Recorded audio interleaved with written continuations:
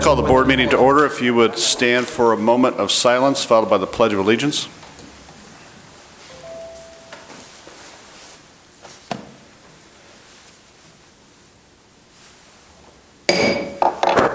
I pledge allegiance to the flag of the United States of America and to the republic for which it stands, one nation under God, indivisible, with liberty and justice for all.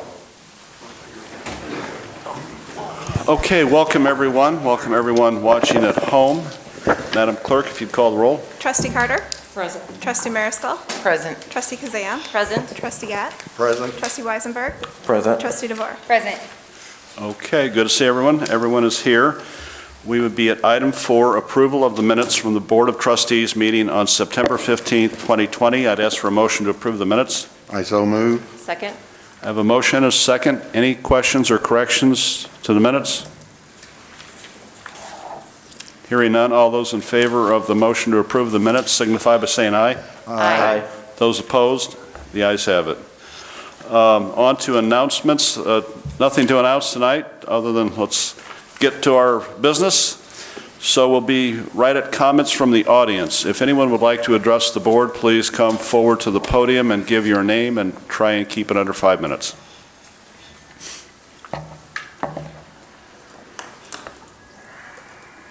Any comments from the audience? Going once, going twice.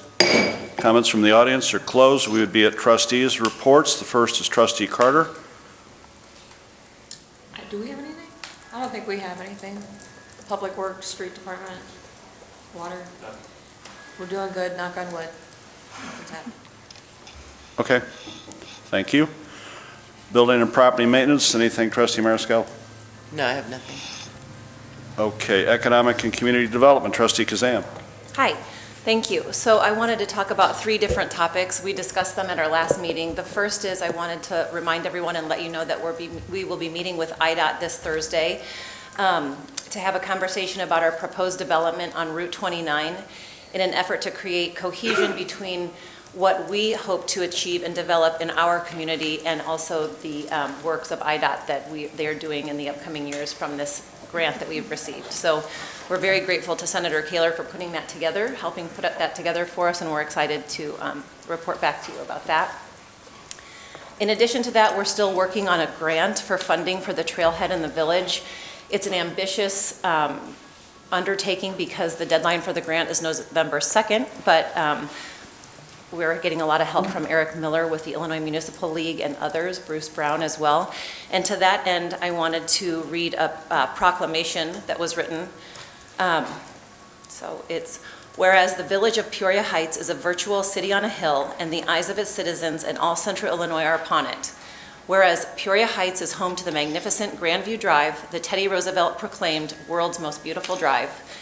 Whereas Peoria Heights is becoming a center for the visual and performing arts, 6 internationally known sculptor Bruce Brown White works within its business district, expanding citizen participation art events, and new privately funded Betty Jane Brimmer Center for the Performing Arts. Whereas Peoria Heights is the center of a thriving, growing business and entertainment district for all central Illinois.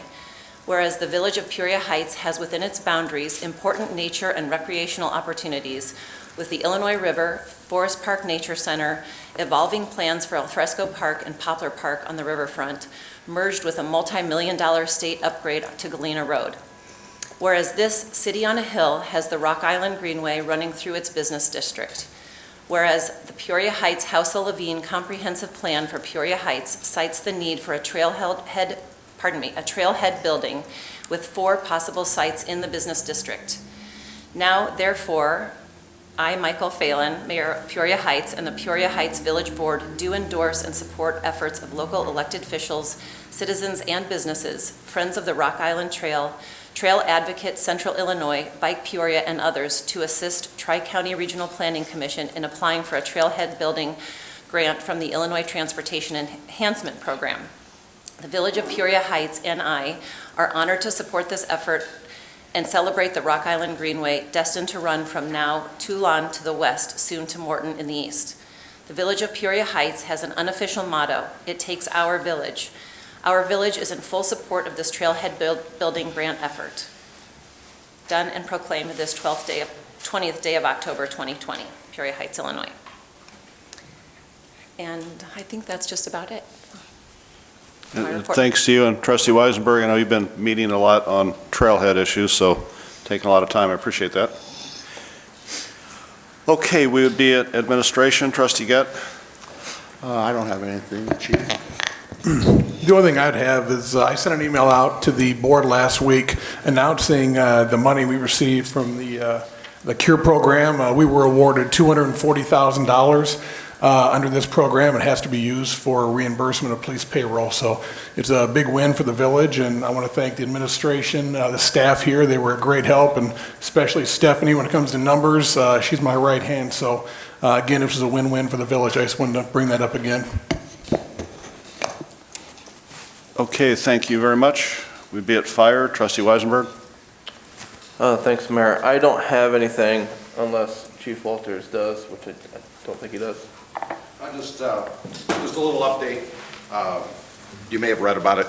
I know I've been up here before talking about MABUS responses. Peoria Heights going to fires. We went to one yesterday, as a matter of fact, in Chillicothe. They had what started out as a shed fire, ended up being 3 individual small buildings. We were there for about an hour and a half, along with 4 other departments. So we were able to supply that mutual aid as requested from our neighbors. So just give you a heads up on that. So that was in Chile. Thank you. Chief. Is that it? Nothing else. Okay, we'll be at police then. Trustee DeVore? Thank you, Mayor. The only thing I have tonight is we have seen a little bit of a hike of solicitation. So we want to encourage residents and business owners to please call the non-emergency number, because all solicitation in the village does have to have a permit. So residents and businesses alike, if you're seeing solicitation, please don't hesitate to reach out. Thank you. Any old business come before the board? Hearing none, we'll move right on to new business. The first is approval of an estimate for inspection of water well number 12, not to exceed $10,772. Trustee Carter, I'd ask for a motion to approve this. I make a motion for an approval of an estimated inspection of probably no more than $10,772. Thank you. And a second? Second. All right, go ahead, Trustee Carter. Okay, this is just to inspect well 12, to give us an idea of what is really wrong with it. This is the one that has the dirty water. Yeah. So we're trying to figure out why it has it and how much it'll really Just to refresh your memory, this was well 12, which was designed in 2010. We use it sparingly because it pumps dirty water. This estimate is just for the investigative part to find out what the actual issue is with it. This does not involve any type of repairs. Thank you, Dave. Any questions, discussion? Dave, do you have any idea what the cost might be if, you probably don't without the estimate, right? I mean, do you have any idea like what it might be that's wrong with it? No, it could be anywhere from $20,000 to $120,000. We have a certain amount budgeted in this budget year for well repair. If it comes back over what we have budgeted, then obviously we're not going to get it fixed, but at least we know what it's going to take to get it repaired. If it's comes under budget, then we'll probably go ahead and get it fixed. Okay, thank you. Is this what you discussed at the previous meeting where we talked about you applying for a grant for Public Works? Would those monies be allotted to this, or is that something else? That's something else, Okay. yeah. Anyone else? Madam Clerk, call the roll, please. Trustee Carter? Aye. Trustee Mariscal? Aye. Trustee Kazam? Aye. Trustee Gett? Aye. Trustee Weisenberg? Aye. Trustee DeVore? Aye. All right, that passes. Next is approval of ordinance 2020-1636 for Lizzie Paps TIF District, approving and authorizing the execution of an amendment to an intergovernmental agreement by and between the Village of Peoria Heights and Peoria Heights Community Unit School District number 325. Trustee Kazam, I'd ask for a motion to approve that. I make a motion to approve this. Thank you. In a second. Second. Go right ahead, Trustee Kazam. I'll just take the next 3 issues. The following 3 topics have to do with the same issue. They're all ordinance proposing the approval of amending an agreement between the Village of Peoria Heights and our local school district, 325. In 2019, we expanded TIF 2, we'll remember that, and at the same time, the village discussed changing the agreement in TIF 1 and 2 and the LISI PAPs to align with the newly created TIF 3, which was an expansion of TIF 2. These proposed amendments also address a change made by the state of Illinois in funding public school systems.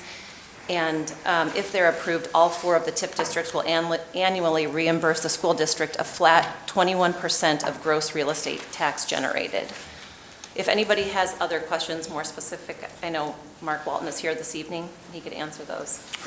What was the percentage recently? I mean, previously? 21, was it 20? You know, I can't tell you what the original amount was. Do you know, Mayor, what we? Like I read 15. I thought 15, if it was 15%. Yeah, I think that sounds right, 15, so we're going up. Roughly? Yes. And the community's to be lauded for how we treat the school district with these TIFs. Not every community is like this, and a lot of times there's quite a bit of, consternation between the school district and the community, so this is a very important thing. Thank you. Anyone else? Madam Clerk, please call the roll. Trustee Carter? Aye. Trustee Mariscal?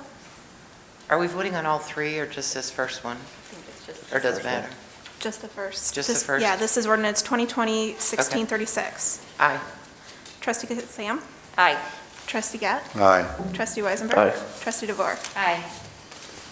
Okay, that passes. Next is a similar ordinance, approval of ordinance 2020-1637 for TIF District Number 1, approving and authorizing the execution of an amendment to an intergovernmental agreement by and between the Village of Peoria Heights and Peoria Heights Community Unit School District Number 325. Trustee Kazam, I'd ask for a motion to approve. I make a motion to approve this. And a second? Second. Thank you, and I think the explanation would be similar. You've already given the explanation. Any questions? Madam Clerk? Trustee Carter? Aye. Trustee Mariscal? Aye. Trustee Kazam? Aye. Trustee Gett? Aye. Trustee Weisenberg? Aye. Trustee DeVore? Aye. All right, that passes. Next is approval of ordinance 2020-1638 for TIF District Number 2, approving and authorizing the execution of an amendment to an intergovernmental agreement by and between the Village of Peoria Heights and Peoria Heights Community Unit School District Number 325. Trustee Kazam, a motion to approve, please. Make a motion to approve this. I second. And a second, okay. Any discussion on this motion? Madam Clerk? Trustee Carter? Aye. Trustee Mariscal? Aye. Trustee Kazam? Aye. Trustee Gett? Aye. Trustee Weisenberg? Aye. Trustee DeVore? Aye. Okay, that passes. Next is an update on personnel and advertisement of job listing for a part-time fire chief. Trustee Weisenberg? Thanks, Mayor. I know we've discussed the fire chief position at length over the last couple meetings. This is the job description to formally start looking for applicants. The only real question I have is, I know we've talked a lot about whether the position would be full-time or part-time. I know we expressed some interest of having a full-time so that we have the daytime coverage. So I wasn't sure if the board wanted to seek a part-time position or a full-time. I believe the job description, I sent some changes to Chief Sutton. I doubt this is the most recent one, but they were just minor changes to some of the verbiage within the job description. I don't think anything was groundbreaking change-wise. But I wasn't sure what everyone thought about the part-time versus the full-time. Can you restate what the cost difference would be? I don't have that readily available. I know the wage we were wanting to negotiate, so I don't think the wage was set in stone. Correct. Okay. I know we've had conversations about this many Right. times before. Right, depending on qualifications, I think we're going to leave the range open, pending the applications and, again, qualifications. Okay. I was under the impression that we were going for a full-time chief. to start off with, and then eventually we would build up to a duty crew. But I thought that's what we were looking for, was a full-time chief, so he could get on board and start figuring things out and start figuring out how we're going to get a crew. But I didn't know we were going with part-time.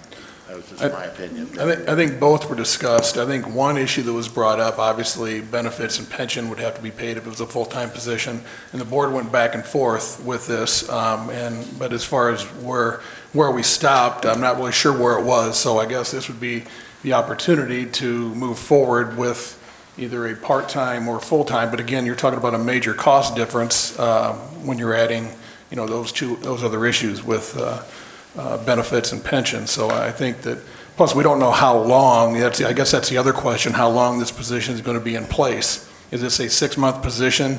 My recommendation was starting off part-time.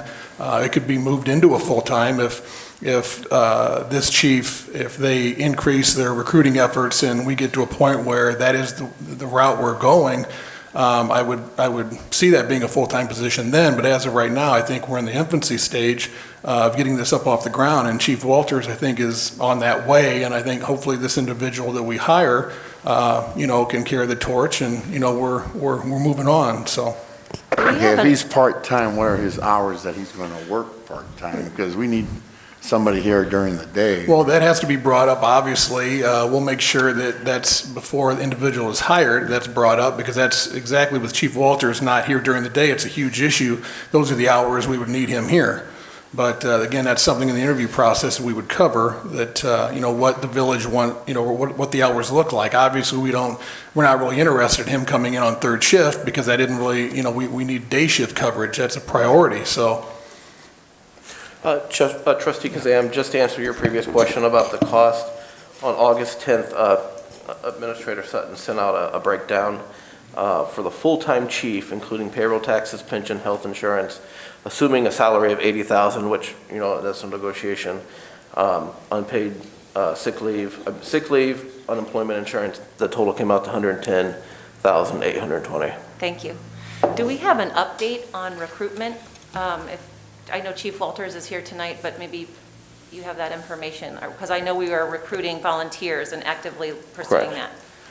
Chief, could you give us a quick update? We've interviewed 6 personnel to join our department. We've been waiting on the results from the background investigation and also for the medical that they took.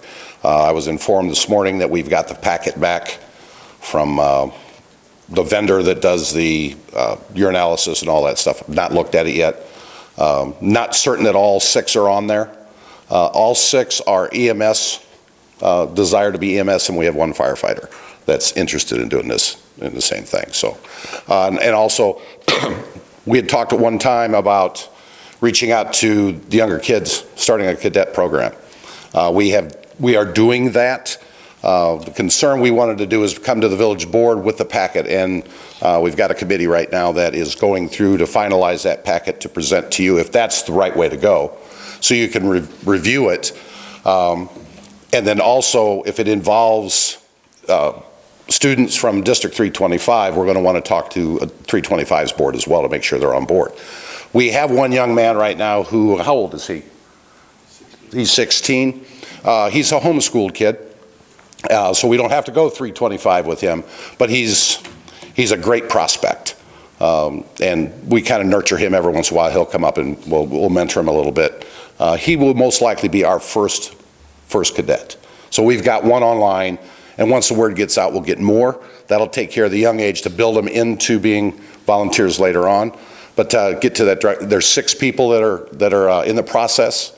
Once we find out that whether they passed or not, they pass, they get brought onto the department next month, and then we'll have additional people on the roll. So, and we're still looking. There's other people we're talking to, and what has worked best for us in this time frame has actually been word of mouth. And it's been kind of a traditional thing, but in light of the press coverage and all that stuff, and we've had people come to us and talk to us. We've had some that are kind of on the cusp, but I think we will convince them to join us. and we'll get the numbers up. But I mean, 6 is a good number. I'd like to see 16. That would max us out. But that's where we're at on that. Does that answer your question? Yes, thank you. Okay. Thank you, Chief Walters. Chief Walters, I have a question for you, too. Yes, ma'am. Have you by any chance had a chance to look at this job description? I have. And is this pretty much what you do or have done? Or Yeah, oh yeah, expect by all that- means, I read I went through all of that, and that seems to be like a blueprint of job descriptions. Okay. But there are other things that are probably not in there that I do, and it has to probably do with the nature of this department as opposed to other departments, because every fire department is its own little entity, and it has its own little quirks. I can't recall right now what it is, but I know it's not on that list, certain things, but yeah, all of I was that. just kind of looking at it at a 20-hour-a-week position. It just, That's a lot. just reading through all of it, it seems like a lot for a part-time position, but that's just And- me. I mean, would a Since a- part-time chief be able to handle all of this? I don't think so, no. Simply because I know the direction that we are hopefully going to is have someone not only to respond to the day shift calls, but also handle any public education, any fire investigation, any fire inspection questions, and be available to the public, which they have that now if they call me, if they got the phone number, and they don't always have the phone number. So to answer your question, no, I don't think a guy working part-time could do everything that's on that list.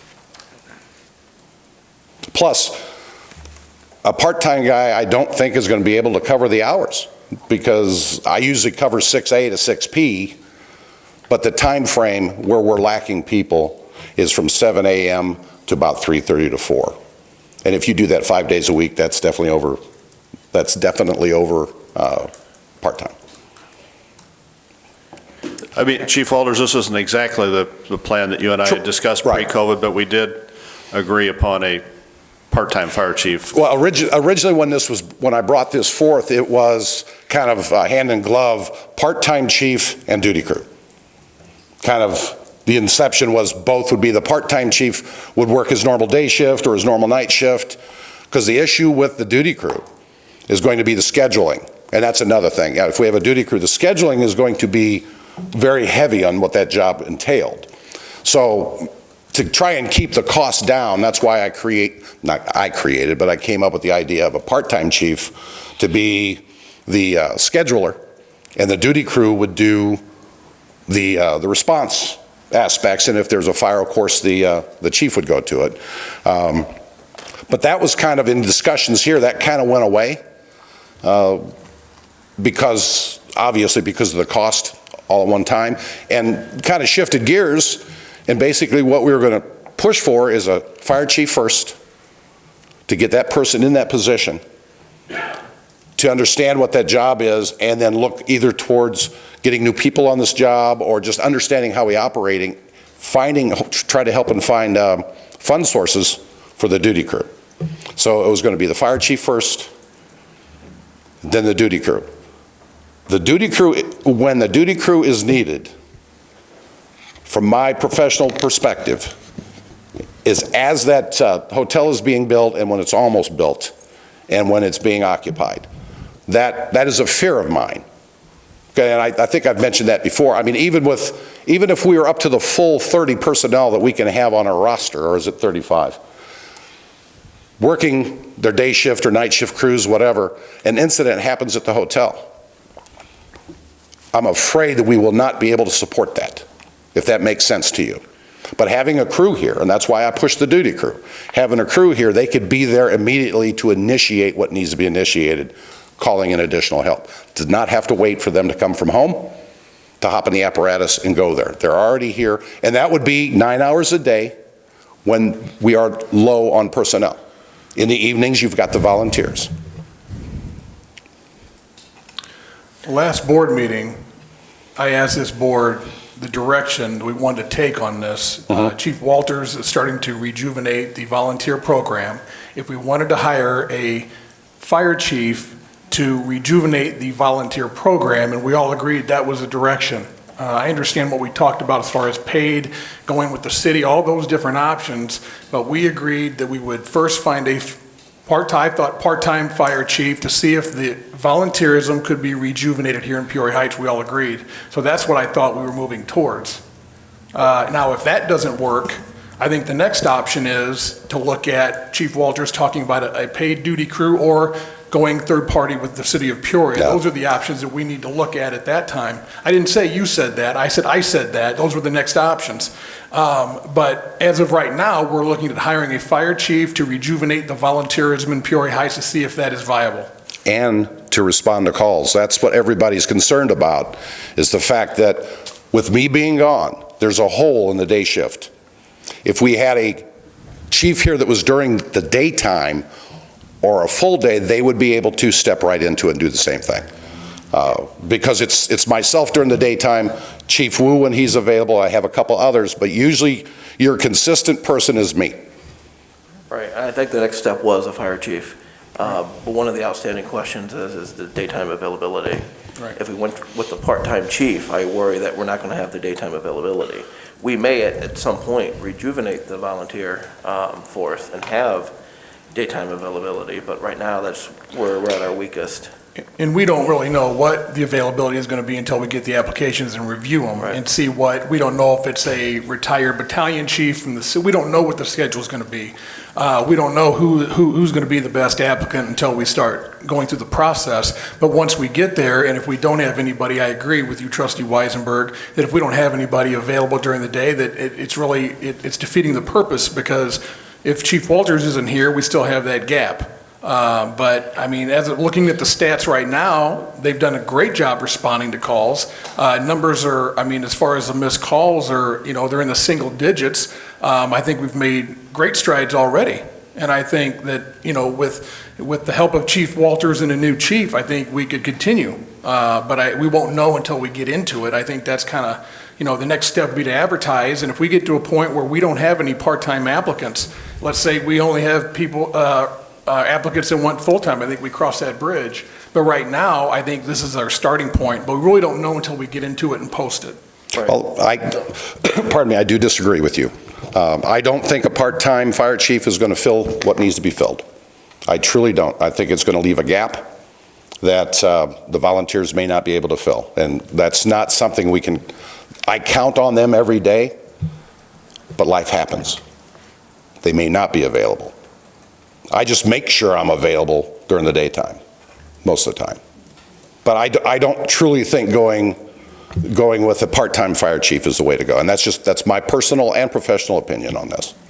So could we Well, just, it could be two part-time fire, it could be an assistant chief in the future, but yeah, as the saying goes, you have to walk before you run. So we have to go out there, cast the net, see what kind of candidates we get. And I think during the interview process, this is a management position, obviously, so you ask those applicants' opinion of their vision for the department and their skill set and take it from there. so is it safe to say that when we go out, when we actually post the job description, we'll just post it looking to hire a fire chief? Are we going to say part-time, full-time, or are we just going to put it out there and say we're looking for a fire chief? And then as we get the applicants, I worry if we post the part-time and we get only part-time applicants and we find out we need a full-time, we're going to start this process all over again, looking for applicants. Well, as an employer, we don't have to hire, we're not obligated to hire. I think we see what's out there and see who applies and see what the pool brings us. Part of this reason also is because the administration feels that they can find efficiencies in the budget and pay for a part-time chief, but the board hasn't told the administration how to pay for a full-time chief, which is going to be a whole lot more. So until the board, takes a position or a vote on how that's going to be paid for, I think we're doing the responsible thing right now. Okay, can I mention something real quick? I mean, my opinion throughout this whole thing is I was always in agreement with a full-time chief. We hire a full-time chief, we give him goals, we give him responsibilities. not at $80,000 as requested. I think we can negotiate that. I think there's people out there, you got City of Peoria that's laying off right and left for their fire people. I'm sure someone from there could possibly want to move over. Maybe not, maybe they make more on unemployment, who knows, but I think we could get a good fire chief for less than what we're putting the talk of 80,000 is. I agree we can't afford that, but I want to make sure that I am for a full-time. I was never for a part-time. I don't know how a part-time could do this. I think And be level-headed and committed. I think the way we should probably post this, best of both worlds, is why when we post the position, it doesn't say full-time or part-time, give an average salary, we'll know what the expectation is when we go through the interview process. So if we have a base salary that's negotiable, we'll find out on the hours of what are the expectations during that process. So we don't have to put part-time, full-time. I think we have a range in salary and we can go from there. Sounds good. Sounds good. We're gonna just say fire chief, and are we gonna give them a ballpark figure for salary, or are we just gonna say salary to be negotiated? Negotiated pending on qualifications. Okay. Yeah. And that recommendation would be brought back to the board along with salary and compensation for approval. So you're all going to vote on this in the future, one way or the other. I think posting it that way, we'll get an answer to a lot of our questions here tonight, I think, once we do that. Okay, so council, we have discussed this at many meetings at length. It's not on the agenda for a vote, but in my mind, we have a consensus to direct administration to go out and do this. Do you agree with that? I would agree. Okay. Trustee Weisenberg, anything else under that item? Nothing else. Okay. One more piece of business, that's approval of ordinance 2020-1639, an amendment to an ordinance regulating the burning of leaves, brush, trash, and garbage. Trustee DeVore? I make a motion to approve ordinance 2020-1639. Thank you, and do I have a second? Second. All right, go ahead, Trustee DeVore. Trustee Mariscal brought this up for us at our last meeting, that, we had some complaints about this and how we could find a happy medium to make the burning kind of a benefit for everyone. So this ordinance was put together. I have a couple things I'm unhappy with in it that I'd like to discuss, but this kind of goes through what we discussed at our last meeting about having the burning only between April 1st and May 31st, and then again October 15th through December 15th, just to kind of allow a little bit of break in the landscape of burning. Discussion? Well, I wasn't aware of the ban for Sundays. I didn't know we were going to eliminate Sundays. Of course, I'm not for this anyhow. I don't think we need to do any changes to it. We already got one in place that addresses this problem. And I think this is totally unnecessary. I definitely don't care for the elimination of Sunday, because people have different days they work, and when they can work and work in their yard, I'm just not for that at all, so. Just a few things real quickly. I appreciate Trustee Mariscal bringing this to our attention. We have recently received a few complaints about this, but looking over our current ordinance, I know I've spoke with you, Trustee Mariscal, a few times about this. I still believe there's plenty of latitude within our current ordinance to address any of these smoke issues. Whether we adopt the new restrictions or we stay with the old restrictions, it's still going to require someone to call and complain. We're not going to be out inspecting fire pits. At the risk of sounding like a broken record, no one has the right to fill your house with smoke. So, and I think we have the language in our current ordinance to address any excessive smoke issues. And when I discuss ordinances here on the village board and restrictions on the citizens of Peoria Heights, I prefer to take the least restrictive route. I believe in our current ordinance, we still have the language to address most of these complaints. So I don't necessarily know that I completely support the ordinance either.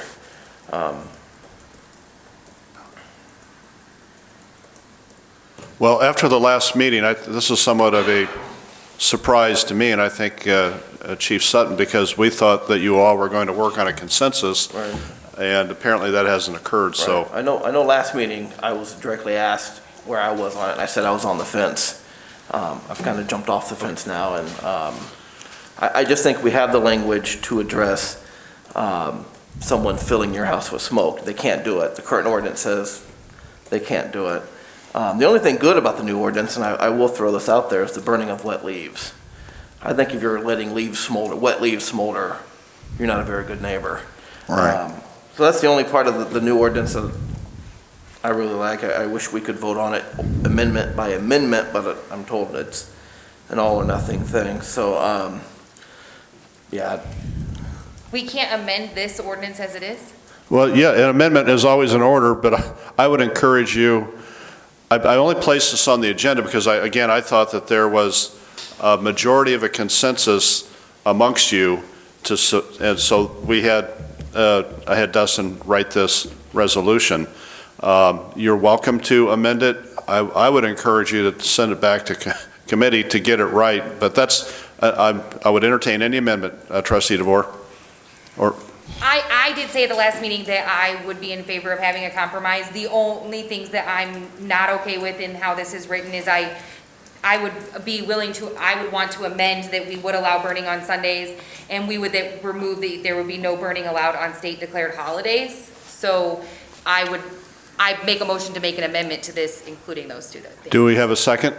Now, let me try to understand. You're saying remove the ban on Sundays and holidays? Yes. I'll second it.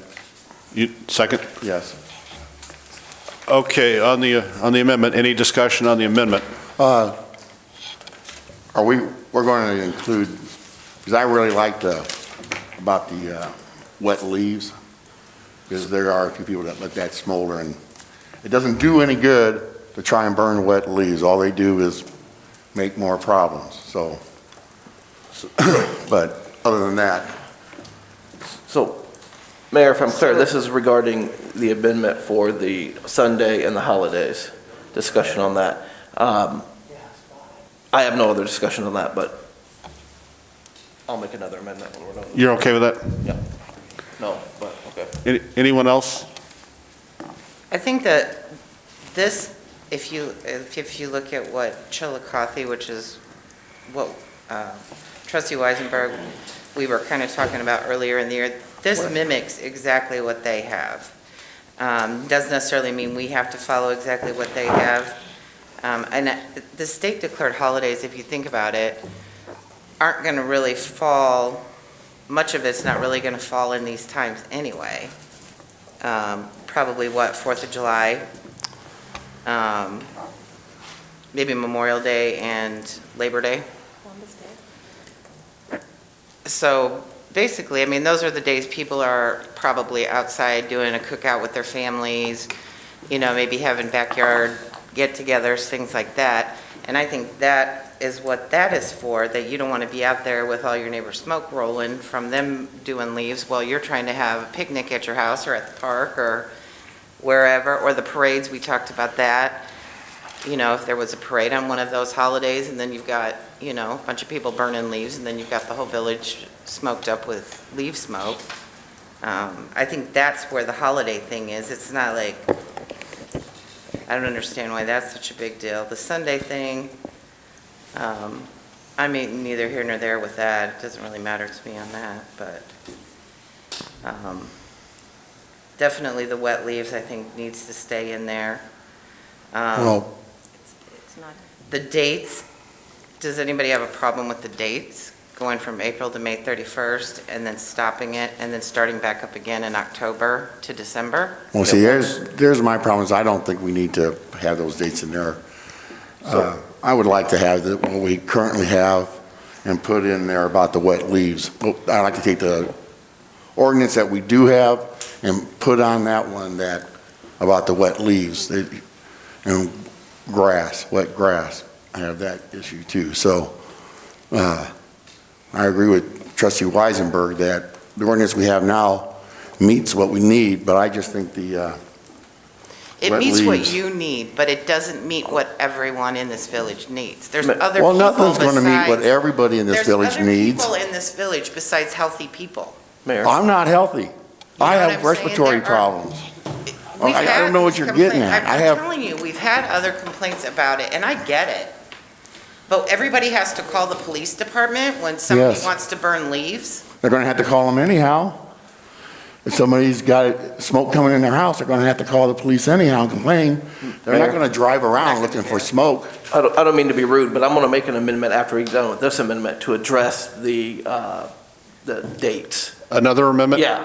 All right, well, we're on this amendment, so I'd almost encourage you to send it back to the committee rather than spend a whole lot of time here tonight going back and forth over amendments. That's only my opinion, that another amendment would be in order, but let's continue to discuss this current amendment, and then you'd be welcome to make another one.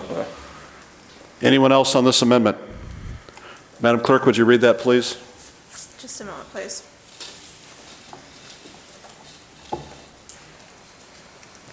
Okay, this is an amendment to remove section 3C and 3D. Those sections read as follows. From Monday through Saturday, no burning will be allowed on Sundays, and section D reads, burning will not be allowed on state-declared holidays. All right, call the roll, please. Trustee Carter. Okay, so we're taking those out, right? Is that what okay. Aye. Trustee Mariscal. Aye. Trustee Kazam. Aye. Trustee Gett. Aye. Trustee Weisenberg. Aye. Trustee DeVore. Aye. All right, that passes unanimously. Back to the main motion as amended. Thanks, Mayor. I move to amend Section 3, striking Section A. Is there a second? What is the point of Section- having hold on. this then? Are you talking about the dates? Right. Yes. Well, I think the point is to have a discussion about the dates. So really, what we need this amendment for is wet leaves. Is that I mean, what's the point? We might as well just scrap the whole thing. The way I know this to work is to discuss the amendment. You have to make the motion, which I just did, which is the motion to strike the dates. And then once we get into that amendment, I'll explain my reasoning. Okay. Did we get a second to the motion? We did not. Second. All right, go ahead, Trustee Weisenberg. So one of my concerns about the dates is between May 1st and May 31st, so the date's not restricted. There aren't any leaves on the ground to begin with, so people aren't going to be burning leaves. So we're saying people can't burn leaves during the months that they don't typically burn leaves to begin with. So the complaints that we've received are the burning of leaves. We're still permitting burning of leaves during leaf burning season. So Well, it never really made a lot of sense to me to begin with. Just to October- play devil's advocate, like my yard is fairly large, I have several trees, so even if I do clean up all my leaves, by the time April comes and I do spring cleanup, I still do have more leaves. Granted, at that time, I would never burn them because they're wet, but Right.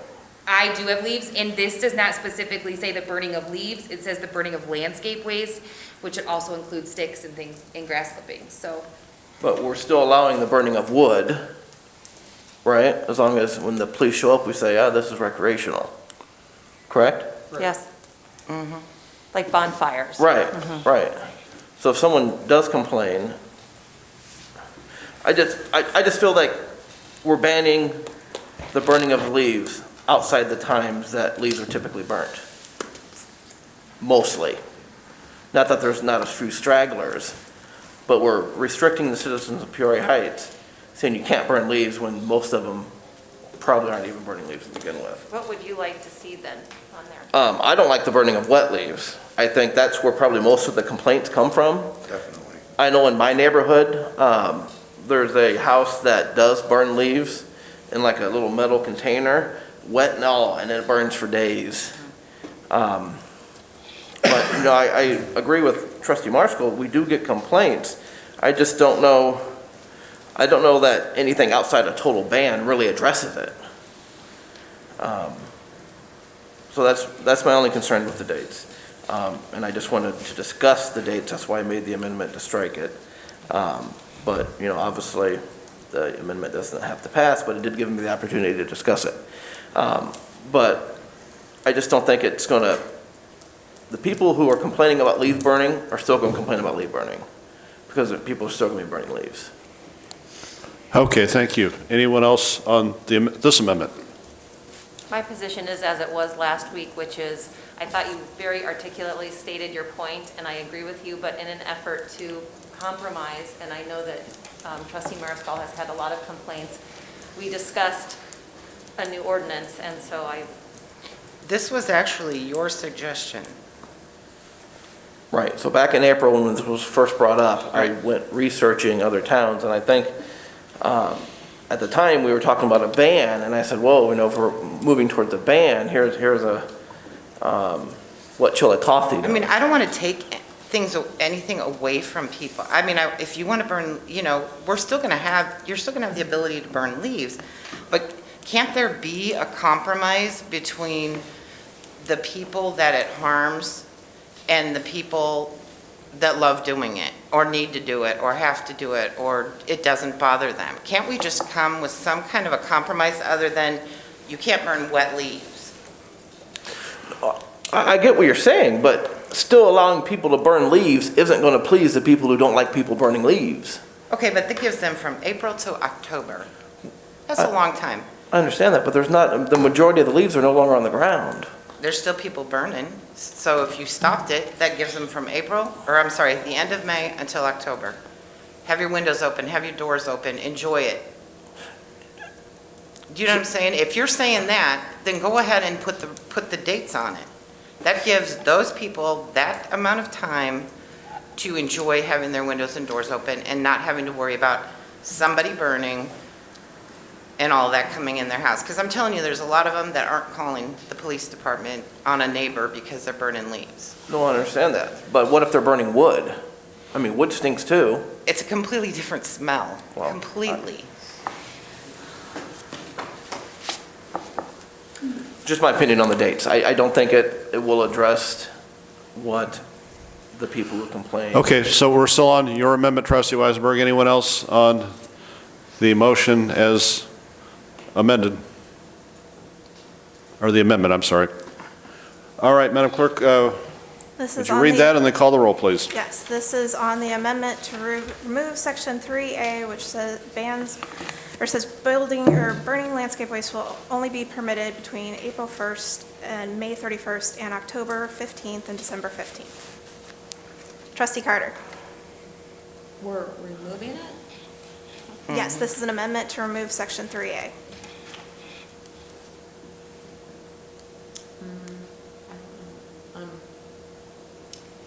I'm not saying remove it. Yes? Yay? Aye, okay. Trustee Mariscal. Nay. Trustee Kazam. nay. Trustee Gett. Aye. Trustee Weisenberg. Aye. Trustee DeVore. Nay. That was 3-3, 3-3? correct. I vote no. All right, so that fails, or I'm sorry, that passes. All right. I'm sorry, how did you vote? No. Mayor.